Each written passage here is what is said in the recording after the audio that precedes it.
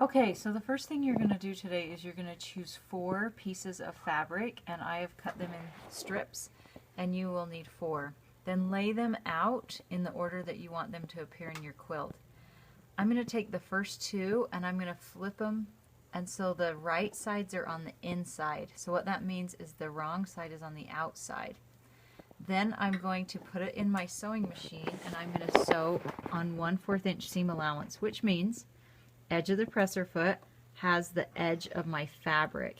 So I stick it in there, I make sure I'm at the edge of the fabric, I sew forward a few steps, I sew backwards a few steps, and then the absolute key to quilting is to make sure that this stays even with your fabric.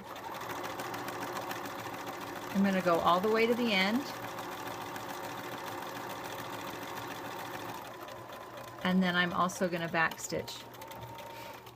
I lift up my presser foot, I pull this out of my sewing machine, and then right over here on the edge I cut my threads. Then I'm going to use my nice Ginger scissors to trim up these edges.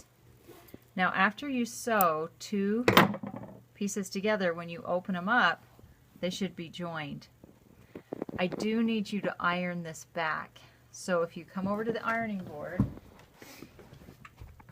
you can open up the seam with your finger, stick the iron, and run it down that seam, and it will press that seam open.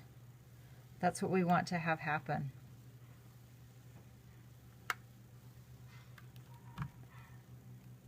And then you're going to add the next piece of fabric right here.